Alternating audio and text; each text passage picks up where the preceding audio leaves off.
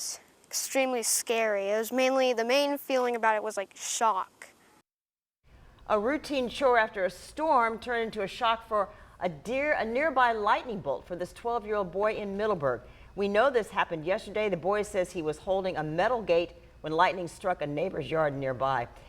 And Biljana Garland joins us tonight. She's been talking with the family. The boy is okay. That's the good news. But this was scary for anybody, especially if you're 12 years old. And Jeannie, it was terrifying for that boy. And the 12-year-old says the storm had already passed, so he thought it was safe to go outside. He was unlocking the chain on his family's metal driveway gate, something he'd done countless times before, when he says lightning struck his neighbor's yard, sending an electrical current through the gate he was holding. And so I opened it and I went up, and then boom, over in my neighbor's yard. And I guess the ground current went through up into the gate.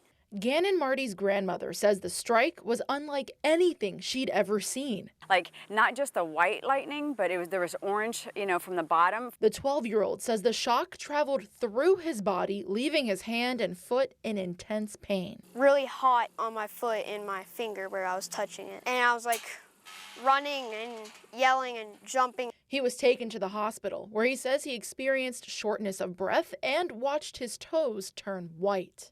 It was like when you wear a shoe for very, very long and then your pinky toe, like you can't feel it anymore. It's like, asleep.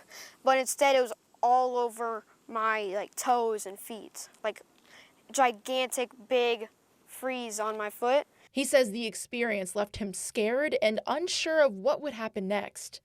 I was thinking of maybe I had to cut my toes off or something. I don't know. It's not how he expected to spend the final days of summer break.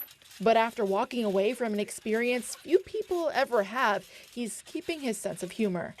I'm an X-Men. He says he warns people to be more careful when stepping outside after a storm. Jeannie?